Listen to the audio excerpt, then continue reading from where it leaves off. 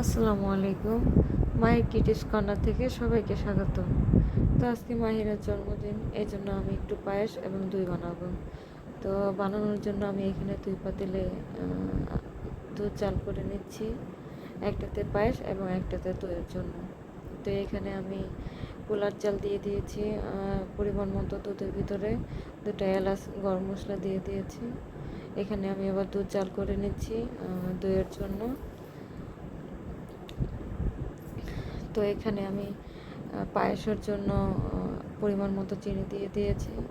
তো এখন এখানে আমার পায়েসটা হচ্ছে, পাশে দইয়ের জন্য দুধও জাল করে নিচ্ছি। তো এখানে আমি পায়েসের জন্য একটু বাদাম ভেজে নেব।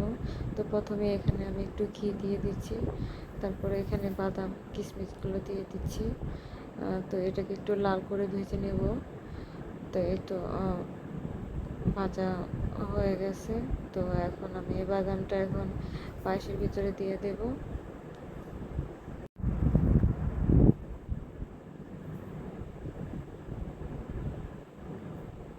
একটু লাল করে ভালো করে ভেজে নিলাম। তো ভেজে নেওয়া শেষ, প্রায় দেখেন লাল হয়ে গেছে। তো এখন আমার পায়েসটাও রেডি। তো একটু পায়েসে এখন দিয়ে দিলাম। এখন এখানে আমি দইয়ের জন্য কাপগুলো রেডি করে নিচ্ছি। এখানে আমি একটা কাপ দই নিয়েছি দোকান থেকে। তো সে দইটাই আমি প্রত্যেকটা কাপের ভিতরে ভালোভাবে লাগিয়ে নিচ্ছি, যাতে আমার দইটা সুন্দর হয়। একদম প্রত্যেকটা কাপে ভালো করে নিচ্ছি, হ্যাঁ, ভালোভাবে লাগিয়ে নিচ্ছি।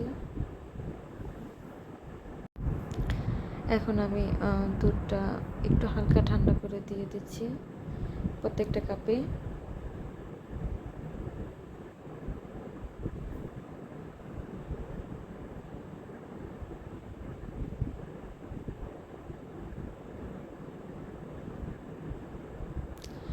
এই তো, তারপরে উপর থেকে আবার একটু দই দিয়ে দিচ্ছি, ভালো করে একটু নেড়ে দিচ্ছি।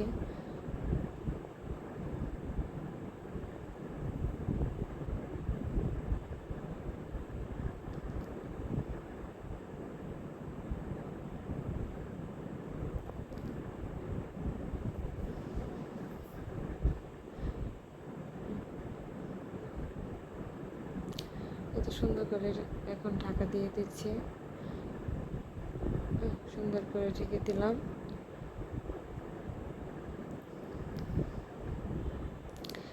তো এখন সকালবেলা, তো এখন আমি দেখবো আমার দইয়ের ফাইনাল লুকটা কী হলো। হ্যাঁ, আপনারাও দেখেন, আপনারা কে কীভাবে দই ঘরে পাতেন জানাবেন কমেন্টসে। তো এই তো দেখেন আমার দই রেডি, একদম পারফেক্ট।